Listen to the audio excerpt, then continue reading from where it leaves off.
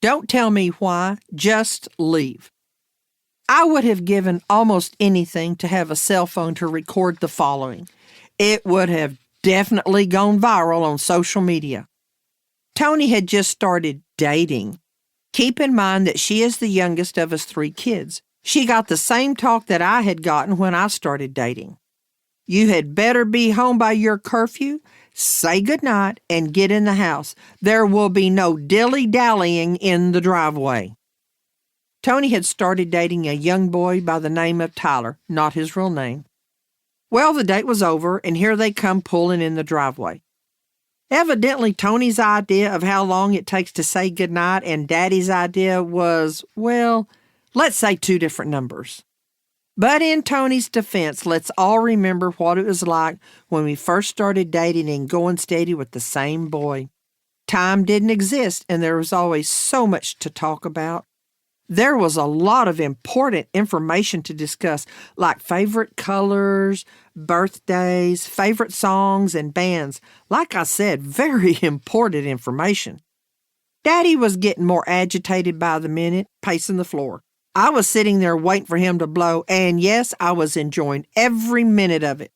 I had already paid my dues in the whole dating thing. Now it was Toni's turn.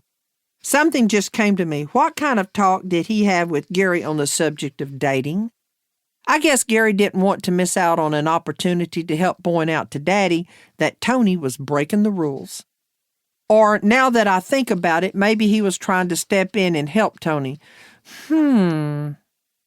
Anyway, Gary steps up to Daddy and tells him, "Don't worry about this. I'll handle it for you." Now, this brings up another question. Why did Gary step in, and why did Daddy let him? I guess I need to ask them. Before Daddy could really say anything, Gary was out the back door and headed toward Tyler's car. The only thing that would have made this action-packed movie better would have been popcorn.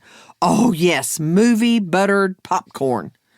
Our driveway, being a long one, came right up beside several windows in the den where we were watching TV. So it was very clear that Toni's new boyfriend had pulled into the driveway and right up by the windows. At this point, I am running to the windows to listen. I was not about to miss the fireworks that I knew were coming. Tyler and Toni had no idea that anybody was within 100 miles. Gary walked up to the driver's side of the door and tapped on the window. When Tyler looked around, Gary gave him the hand signal to roll the window down.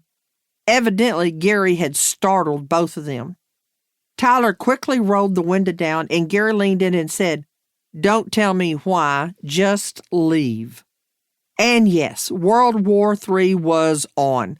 Toni bailed out of the passenger side of the car, literally at the speed of sound, hot on Gary's trail. Gary is no fool. He had to have known that this wasn't going to sit well with his baby sister. Toni chased him around the car and into the house. Tyler was in a panic trying to start his car so he could get out of the driveway. The race was on with Toni hot on Gary's heels, through the den and up the stairs, screaming and hollering at him the whole time. Gary could hardly run from laughing so hard.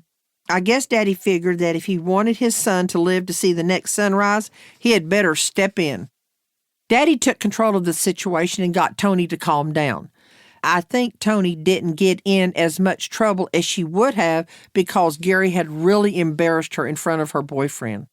Now, in Tyler's defense, he and Toni dated for quite a while after that. He really was a nice boy, but I can tell you this. All through the rest of their time dating, they were never late, nor did they dilly-dally in the driveway when he brought her home from a date. FYI, Gary and Toni may give a different spin on this story, but this is what I say. Yep, this is my story and I'm sticking to it.